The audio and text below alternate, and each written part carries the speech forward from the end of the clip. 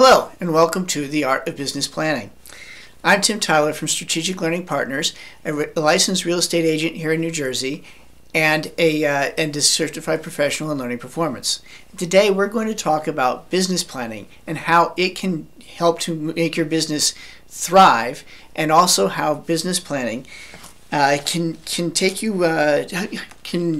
affect your chances of success, actually succeeding and staying in the business. But first, I'd like to talk a little bit about my own journey with business planning. I started my career back in the 1980s with a Big 8 accounting firm, back when there were 8 big accounting firms. And there I learned a lot about, I was working in auditing, and I learned a lot about how businesses work and how important planning is to making sure that a business actually achieves what it sets out to do. I went on from there to a career in computer programming and eventually into training and development, the field that I am in now. However, about 6 years ago, I moved into a real estate brand doing training and development. And I totally fell in love with the real estate industry. So about a year ago, when I learned that my position was being eliminated, I decided that I wanted to go out and get my real estate license to sell, and also to form my own learning and development business within the industry.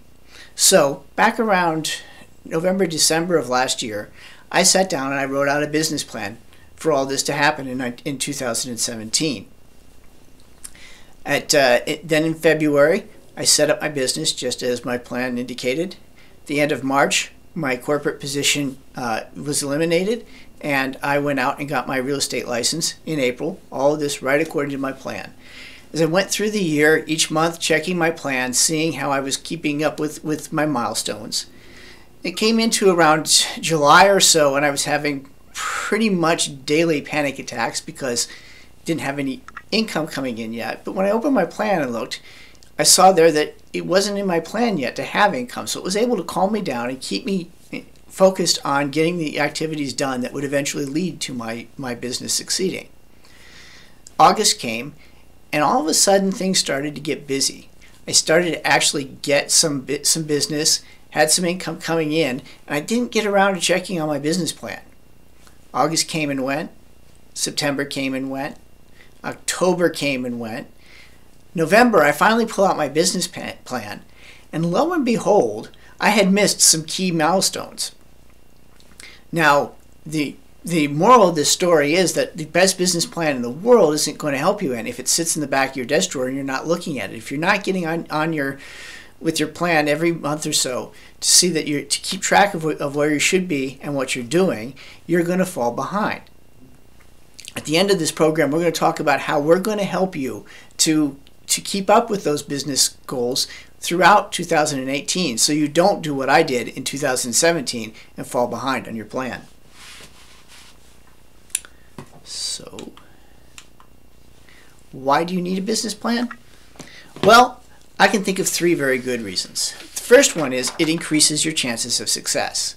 Between 75 and 90%, depending on who you talk to, of real estate agents eventually fail and leave the business, usually within their first 5 years. A recent study that I've seen shows that businesses with a written business plan had a 16% higher chance of achieving viability than those without. Now, 16% may not be a lot, but when your chances of failing are up to 90%, wouldn't you prefer to take any opportunity you had to increase those chances?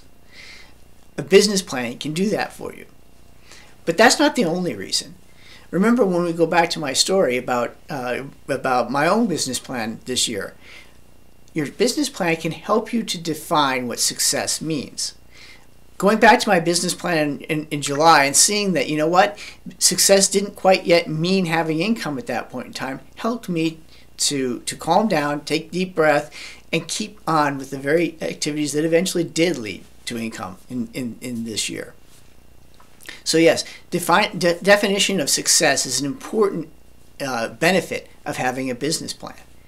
And finally, there's a lot of back and forth about whether, a business plan leads to success or whether successful business people just happen to do business plans. Well, first off, if that's what successful business people are doing, that's probably what you want to be doing too. But above and beyond that, I'm a firm believer that the process of writing a business plan creates those habits that help to drive success. That reflection about where your business is and where you want it to be and how you're going to get it there. That's an important set of skills that drives success. So those are 3 good reasons why you need a business plan. All right then, if we know why we need a business plan, why the art of business planning? Well, have a look at this picture of a house here. Now, if you were 6 years old, you'd probably be pretty proud of that picture. After all, you've got a door and windows and walls and a roof. But you're a professional business person, and is this the kind of image you would want to put out to the world? Or would you rather your business look like this masterpiece by Winslow Homer of a Bermuda cottage? Sure, a basic business plan with numbers and goals can help you to get a start in life. But I'm going to show how adding a few simple things to a basic business plan can help you create a better, more resilient business, one that you can be proud of. Now that said, even our masterpiece Bermuda cottage had door and windows and walls. We're going to start with the basics of a business plan here. Think about the things that you would want to put on a business plan when you sat down to figure out what you're going to do in 2018. Have you done a business plan before? What did you include in it then? Well, here we go. Well, here are the 3 things I think that are the key components of any basic plan. Goals, of course. You want to know what it is you're trying to achieve. Action steps. These are the steps you're going to use to get to those goals. And finally, timelines. When are you going to take those action steps? When are you going to achieve those goals? Those are the 3 things that really make up a basic business plan. Now, we're going to take a look at each one of those in a little bit more detail now. We'll start with goals. Here are some pretty basic goals that a business plan should include. How much do you want to earn? Everybody knows that's the prime goal that any business plan has. What's the final number that you want to get to? What would you like to add to your business? What aren't you doing today that you would like to start doing? What would you like to keep to be adding to your business? What would you like to stop doing? I'm a big believer that what you say no to in business is as important, if not more important, than what you say yes to. After all, if you say yes to everything, ultimately you end up saying no to everything because you can't get it all done. Where would you like to go? This leads to your long-term goals. Your business plan should have both short, medium, and long-term goals. Those short-term goals, what are you going to do in the next month? What are you going to do in the next couple of weeks? Your medium-term goals, what are you doing this year? And then your long-term goals, those goals that go out 2, 3, 5 years. Simply executing on your goals one by one, month by month, year by year can lead to a business that's stagnant and directionless. Long-term goals are what you use to move your business forward into the future. Finally, what do you need to learn? What needs to go in here to get you to where you want to be this year? These are some of the things that you should make sure that you include in your plan. Think about your goals. What is it that you want to do? Where do you want to go? Write them down on paper, maybe right now. Just stop this video and write them down on paper now. What I'm going to have you do later is to put those goals out there into the world. And one of the ways you can do that is to join our Masterpiece Facebook group, which you'll see how to do at the end of this video. Putting those goals out there into the world can help you to commit to those goals. And if you put them out there where other people can see them, you can ask them to help hold you accountable to those goals. That's an important part of this whole process. So, let's see here. So we talked about goals. What about action steps? Let's go with your basic and most important goal. How much you want to make. How are you going to get there? How many sides does that take? How many listings? How many buyer clients does that mean? Do you know how many appointments it's going to take to get there? How many calls, visits, emails? How many open houses do you need to hold? Do you really know what it takes to get to your number? Well, you have to know your numbers. Do you know how many calls it takes for you to get an appointment? Do you know how many emails? Do you know how many of your emails are being opened? Do you know who's opening them? Are you tracking any of this? Only when you know how many calls it takes to get an appointment, how many appointments it takes to get a listing, and what percentage of your listings and your buyer clients actually close, can you figure out what you need to do in order to make your goal for the year. Are open houses a good source of leads? That all depends. Do you track where the sources of your closed transactions come from? For me, I found that open houses were one of the biggest sources of my business. So guess what I started doing? I started volunteering for every open house I could get in order to put myself in front of as many of the clients I seem to be effective at converting as I could. When it comes down to it, business planning is about recognizing your most effective opportunities and maximizing those opportunities. If you're not tracking where your business is coming from, how will you know which opportunities you need to pursue? Now, your numbers can be overwhelming if you don't break them down into digestible chunks. Let's take a look, for instance, at the example we've been talking about here. How do you get to your overall number, your income number? Let's say, for example, that you've decided you want to earn $100,000 this year. And in your market, that equates to about 20 sides. You generally take home about $5,000 per side. All right. Now, how do you want to break that out? Are you more of a listings agent? Are you more of a buyer's agent? We'll take, for our example, we'll split it right down the middle. 50% listings, 50% buyers. Let's have a look at the listing side of this. Let's say that you determine that you basically get about 50% of the listing appointments that you go on. So you need about 2 appointments per listing. Now, let's say you've dug in even deeper and you determine that you basically get an appointment for every 25 calls or emails that you do. All right, now you know that you need around 500 calls or emails to generate your 10 listing sales. That's 10 calls or emails per week to schedule just for listings. Now you know what you need to do. Now you can pull out your calendar. You can say, all right, I spend 15 minutes per call. You can sit there, 5 calls, 5 emails, and put that down on your schedule. Do 2 of them on Monday, 2 of them on Tuesday, 2 of them on Wednesday, 2 of them on Thursday, 2 of them on Friday. There you have your 10 calls for your listing sides. Now go back and do the same thing on your buyer side. Got to figure out how many calls, emails, whatever it takes to get that buyer client, how many showings you need, all those sorts of things to determine what you need to do to get your 10 buyer sides as well. So take a minute, maybe even stop the video here and think, what are your goals? I'll throw out here something that's one of my goals just to kind of give you an example of the kind of things you can do. Not just your monetary goals, but all of your goals. For me, one of my goals for 2018 is to get the ABR designation. I see that as a way to market myself better and to up my game. So that's one of the things that I'm putting out there. I want you to be putting out there into the universe what some of your goals are. Find some people to help hold you accountable to those goals moving forward.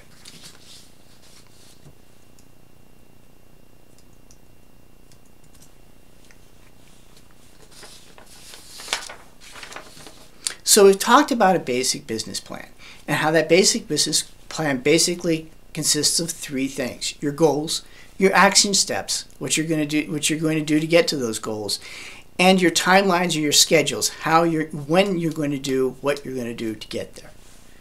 Now, it's time for us to move on because, as we said, basic business plan is nice for just getting by, but if you want your business to succeed, if you want your business to thrive, not just survive, that's where the art comes in.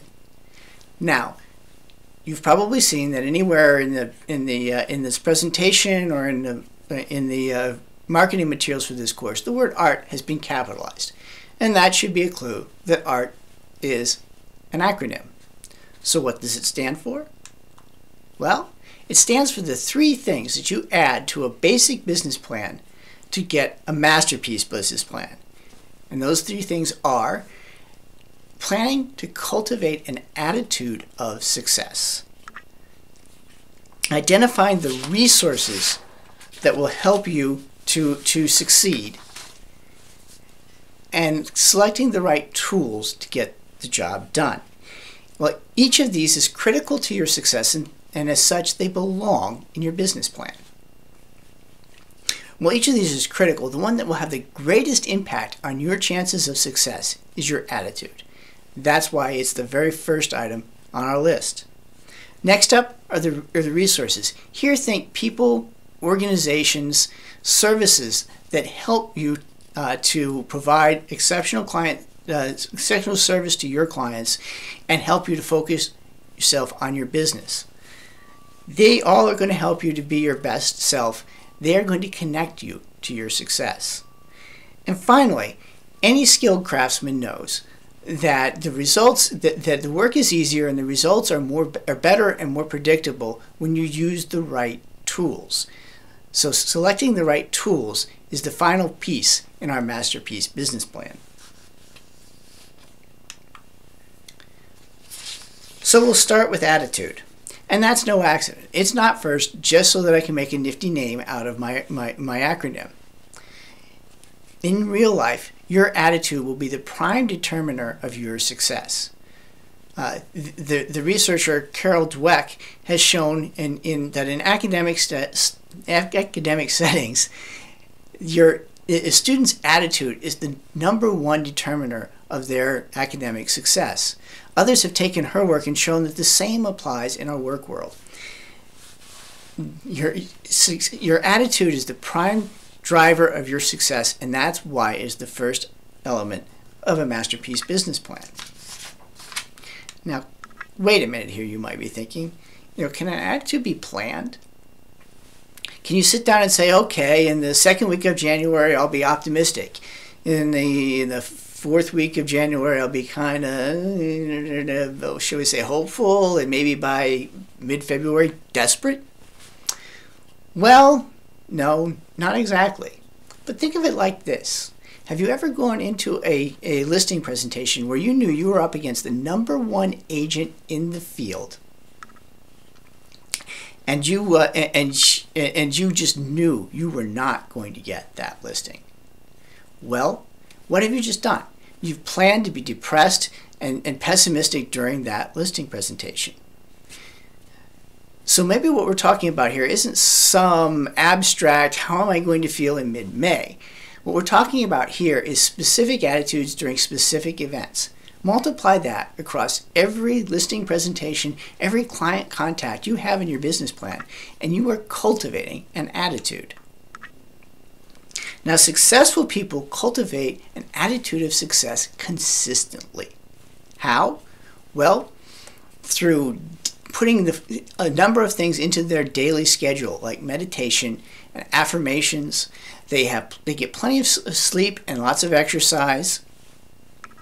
They track their wins. It's very easy to lose track of your wins in the day-to-day bustle of things when you tend to focus more on your challenges and your problems. Tracking your wins, keeping a running score of those things that have gone right for you can really help to create an attitude of positivity. But the other thing they do is they celebrate their failures. That's right, celebrate their failures. Successful people recognize that failures are an opportunity to learn and to move their business and drive it forward. Finally, nothing creates a mood of positivity better than doing positive things for others. Think back, look at your own schedule. What do you do to create your own attitude of positivity? Do you think about the last time you lost out on a listing presentation. What did you do to put yourself back in a good mood? What do you need to start doing? Take a look through this list. See what it is that you can add to your schedule to create a better attitude of positivity.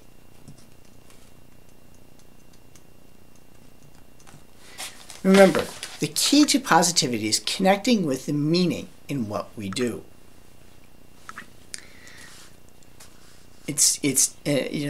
Daniel Pink has said that in his book Drive, which is a great book. I recommend you read both Drive and his follow-up book To Sell is Human. He talks about how purpose is one of the three main things that motivate us in work. In real estate, that means remembering that what we do is find homes for people to live their lives in. How can you put that front and center in your business to drive your attitude of positivity? Now, we can talk all we like about cultivating our attitude of positivity, but if we don't turn that talk into action, bad habits will persist and your attitude will suffer. What we schedule, we do. So what you need to do is to take out your calendar and start to look at your schedule. Find places where you can put activities to help build positivity into your life. I recommend looking right at the very beginning of your day. It's a whole lot easier to be positive when your day gets off to a great start, and it's a whole lot more difficult to regain your positivity when your day gets off to a bad start. So I recommend looking right there at the beginning of your day. How can you add affirmations and meditations there to help get you off on a positive start? So now we're going to move on to resources. Here, if you remember, resources are those persons, those services and organizations that you can use to help you succeed in your business.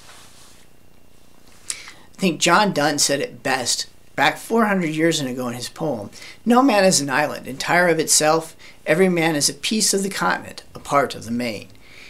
We all need help to succeed. We really, you can't do it all by yourself. So we're going to look at 4 key areas of resources that you should be considering in your business plan. We'll start with mentorship and how that's very, very vital, and a number of very well-known entrepreneurs have turned to mentorship in their business and how you should follow suit. We'll also look at a coach and the difference between a mentor and a coach, and why you should consider possibly even having both. Your business partners, these are the folks that you work with day to day in your business. And finally, we're going to turn to what I call critical services. These are the services that you can employ to help free up your time from those distractions that keep you away from your business. So, why have a mentor? Well, to start with, a mentor is a person with experience in the business who can open doors for you, make introductions, give advice, and generally offer a patient and listening ear. Why have a mentor? Well, Richard Branson, who is the founder of Virgin Records and Virgin Atlantic Airlines, has very publicly called upon his mentoring relationship with Sir Freddie Laker as one of the key things that helped him to succeed in his business. Now, Richard Branson is a very well-known, very successful entrepreneur. But there are other very well-known and successful entrepreneurs who have also used mentorship in their business. Anyone heard of Bill Gates? Or how about Mark Zuckerberg? Mark Zuckerberg has used as his mentor Steve Jobs, the founder of Apple. That's a pretty strong endorsement of mentorship. If these people needed mentorship to get their business off the ground, shouldn't you be looking for one as well? Now, don't make the mistake of confusing a mentor and a coach. They are both very useful, but they have very different roles. A mentor is someone who has a genuine interest in you and your success in and of itself. A coach, on the other hand, is someone you pay to take an interest in making a very specific change to your behaviors for a very specific reason.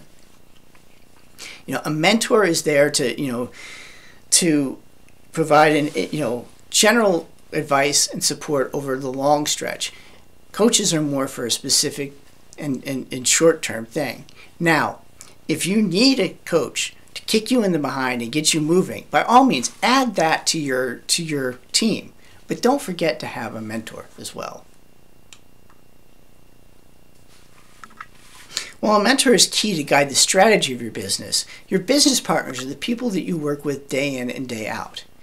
Here's a list of a number of key areas where you should have key partners already identified. Your mortgage broker or lenders, inspectors and title companies, attorneys, flippers and investors. Do you have people that you can turn to who are regular repeat business buyers? Getting connected with an investor or flipper is a great way to ensure that you have regular business going. Contractors, do you have somebody who you can turn to recommend to that seller who's got to do a little bit of work on the house before they get it on the market, or for those buyers who've moved in and are now ready to make the house their own? And don't forget your marketing partners as well. Your marketing company, your printer, your photographer, your videographers that you use for listings. These are all key business partners that you should be identifying in your business plan. And if you're missing one, it's time to start looking for recommendations and making those connections. Now you need to remember to be cognizant of RESPA and make sure that all of your referrals are made with no strings attached, and you be careful to avoid gifts or anything that could be considered kickbacks for a referral of services. But at the same time, remember that keeping good relationships with all of your business partners is important and will help you to provide excellent and seamless service to your customers. Okay. And we need to move that on.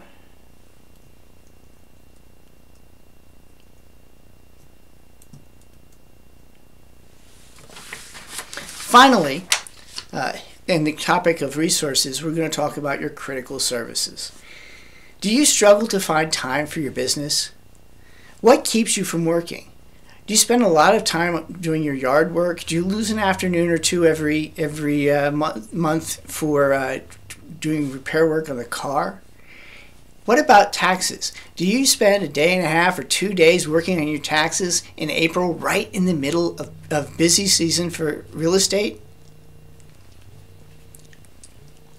Think of the business you could be making during that time. Would it cover the cost of of outsourcing that service?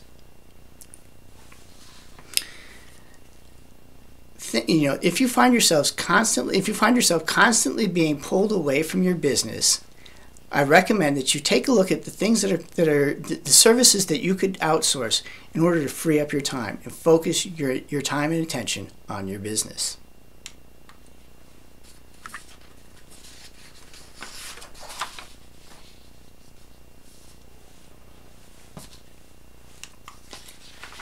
So now we're going to talk about tools, the last element in our masterpiece business plan.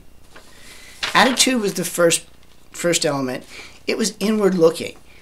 After all, your success begins with you. Then we turned to your resources, those people and organizations that can help you to succeed. The last thing we turned to, it's important to note, is that we turned to technology. This is a people business. This is about helping people find homes. It's a people first, numbers and systems last. That said, if your tools aren't helping you, it's time to find new ones.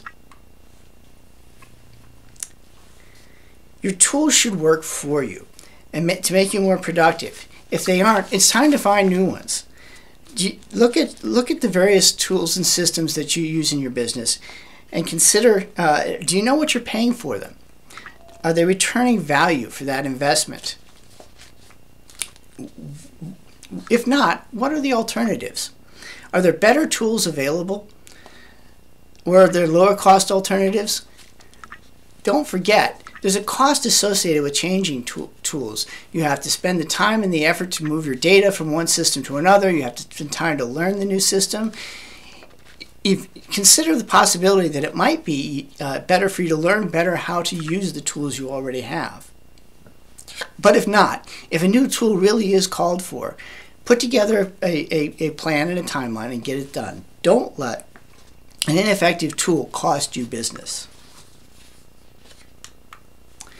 So, what are your key tools? Here are a list of several of the main tools or categories of tools that a real estate agent uses. Do you have a tool or a system for each category? Your CRM, your client relationship management system, is the most important tool to make sure that you get right. After all, it houses your most important business asset, your database.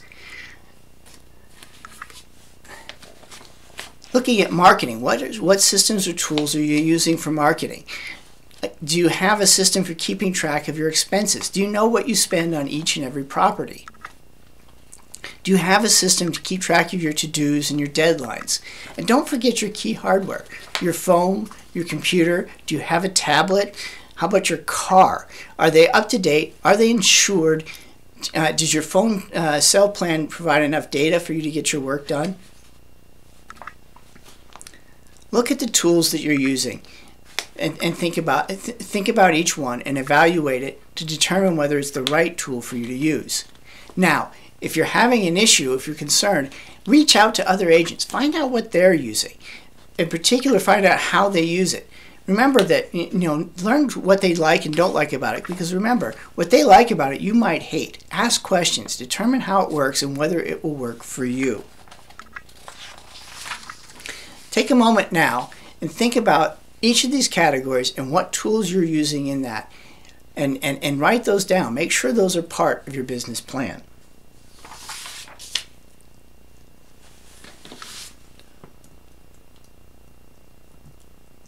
So, who remembers what this is? That's right, it's an old-fashioned Rolodex, the analog precursor to today's digital CRM systems. You know what?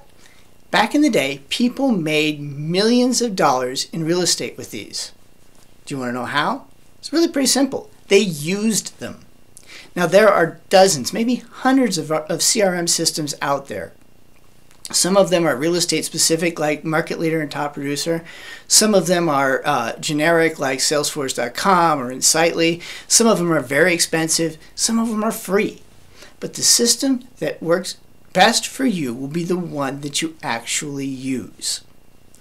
And that brings us very nicely to our final topic of the day: execution. The best business plan in the world will do absolutely no good if it sits in the back of your desk drawer gathering dust. Drafting a plan is a great place to start. It's an important first step, but it's only a first step. You need to follow through on that plan if you're going to succeed. Let's talk about how you can make sure that your business plan doesn't just collect dust in your drawer. You're going to want to set aside time, and one of the first things you should do right at the end of this video is to pull out your calendar. Set aside some time to actually write your plan. Then you're going to need to set aside an hour or so, maybe at the beginning of every month, to pull out your plan just to double check what your milestones are and how you're doing with them. Put that in your calendar. Remember, what we schedule, we do. Next, schedule a bit more time each quarter, a couple of hours at least, to go through your numbers. Make sure you're tracking your numbers. Make sure that you are keeping track of what's going on and how your numbers are coming out for the year. Next, somewhere around early to mid-July, you want to set aside half a day, maybe a whole day, to do a reassessment of your plan. At that point, you should be able to tell whether or not you're hitting your numbers. Let's say that you've got, it's halfway through the year and you've got 90% of your goals made. Hey, that's not an excuse to kick back. That's a time to sit down and look at what else you can be adding to your goals, how much further you can be taking your business this year. If, on the other hand, you've only got 10% of your goals done, at halfway through the year. Now you've got to really got to look at, were your goals realistic? Is it possible for you to catch up, or do you need to reconsider your goals? And finally, maybe those goals that seemed so important back in January or December, maybe you get to July and you find maybe they're not quite so relevant right now. Things have changed. Your business has moved in a different direction. The market has moved. So mid-July or mid or early July is a great time to do a full reassessment of your business plan. Then finally, down around the late November, early December of 2018, it's time to sit down and start planning for, yes, I'm going to say it, 2019. It's right around the corner. So if you think back to where we started, we talked about a basic plan, one that had your goals, your action steps to achieve those goals, and your timelines for when you were going to do things. But then we said, that basic plan, that's all right if you just want to survive. But if you want to thrive, if you want your business to succeed, we needed to up our game. We needed to add a few things to that basic plan to really succeed. You wanted to cultivate an attitude of success. You want to identify and expand your resources. And you want to select your tools, the right tools to get the job done. The A-R-T, or art of business planning. That is how you build and execute on a masterpiece business plan. So, what's next? Well, you'll need to draft your plan. I recommend setting aside a day, maybe even 2 days to do that. You can email me at the address on the screen here for a template based upon this program, and you can also schedule a one-on-one session with me to review that plan once you've got it together. You also should plan to review it with your mentor or your coach or your office manager. Also, you're going to receive an invitation to join the Masterpiece Real Estate Planning 2018 Facebook group. Here you're going to get regular reminders to help make sure that you're checking on your plan, keeping up with it month by month, and also have the opportunity to share your goals, your successes, and your challenges in the new year with other attendees of this program. This is a great opportunity to find people who will help to hold you accountable to your goals and help you to find to celebrate your successes and find ways to meet and overcome your challenges. Then, go out there and execute. So, thank you for joining us today.